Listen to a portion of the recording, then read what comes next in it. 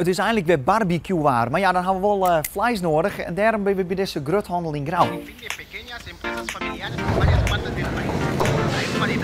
Nou, goedemorgen. Goedemorgen. Wat werk je? Hier wordt het werk, ja. Hola, supermercado de la bancos por aquí. Let's get Spanish. Get Spanish. Get Spanish on. Het is niet zo moeilijk, het is gewoon recht toe, recht aan. Ik ben links, dus ik doe het even zo. En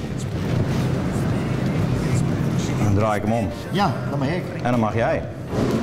Zeg iets? Ja, denk om je vinger. Ja, Daarnaast. ja, verwacht. Het mes is gelukkig scherp. Ja. Wat kan er nou absoluut net ontbreken bij een barbecue? Saté. bedoel ik vlees? Saté. Saté is en tegenwoordig hamburgers. Oké.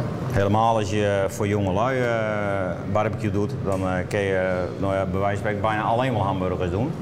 Want tegenwoordig, ja, ze binnen het wend. En er moeten heel vaak broodjes bij, want ze binnen het wend broodje hamburger. Is het leuk werk of niet? Jawel. Wat het vooral leuk maakt is dat we hier maar een hele vriendengroep binnen.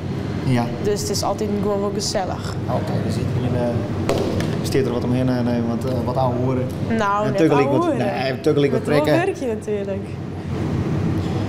Hoeveel barbecue vlees maakt je nou op in een gemiddelde simmer?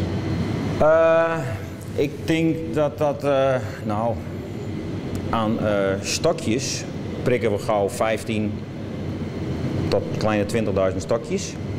En 20.000. ja, ja, en allemaal met handje. Precies. En dat komt voor het grootste gedeelte komt dat bij de jongelui terecht. Ik zou zeggen lunch. Ja.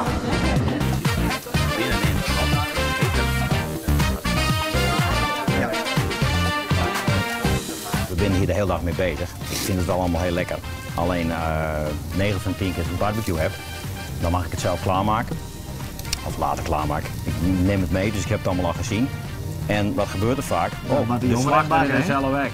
Dus dan beland ik ook nog eens een keer achter die barbecue. En dat is er nu Dan al- is crackwork. Dan is crackwork. Wat een droombaantje. Dus toch.